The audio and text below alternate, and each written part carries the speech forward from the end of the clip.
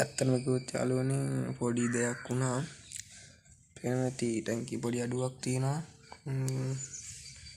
මෙතන ඉන්න මේ ෆිෂ් කෙනෙක් මේ පොල් කටුව ඇතුලේ මේක ඇතුලේ ඉන්නවා. හැබැයි අන්න අතන ඉන්න මාළුවගෙන් එක්කෙනෙක් මැරුණා. හේතු වුණානේ මොකද කියලා දන්නේ නැහැ. මැරෙනකොට මෙන්න මෙතන තමයි හිටියේ. ඇත්තටම කිව්වොත් එදා මෙච්චර පිරිසිදුට මේක තිබ්බේ නැහැ. මේක ෆිල්ටර් එකක් නැහැ. ඒකද මේ වගේ ටැංක් එකකට ෆිල්ටර් එකක් දාලා අතන වැඩක් නැහැ. මේක මේක හෙන පොඩි මේ බලන්න.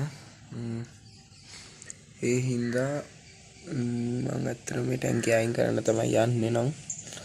ඊළඟට ඔකට මතක ඇති මම අර පොඩි බෝල් එක දැම්ම ෆයිටර් කෙනෙක්ගේ වීඩියෝ එකක්. අන්නේ ෆයිටර්ගේ වීඩියෝ එක තමයි ෆයිටර් තමයි මේකට දාන්න යන්නේ.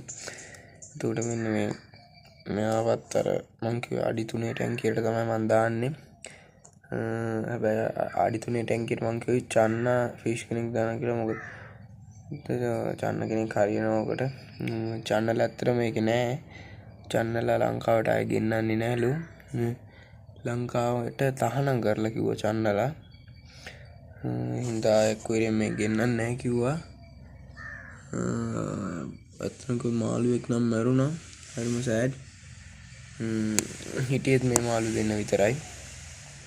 ඇත්තටම මෙයාටත් හොඳටම මෙයා හරි වීක්. ඒකත් දන්නේ නැහැ. මොකද මේ ක්‍රේෆිෂ් ලගෙන් ලොකු ඇටැක් එකක් තියෙනවා මෙයාට. මේ කරන්න දෙයක් නැහැ. අපේ පර්සනල් ඉන්නා උඩ. ඊයනම් අතලෙක ඉන්නවා.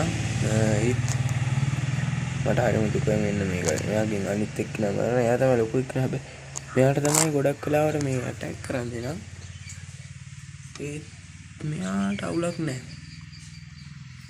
හොඳට ඉන්නවා.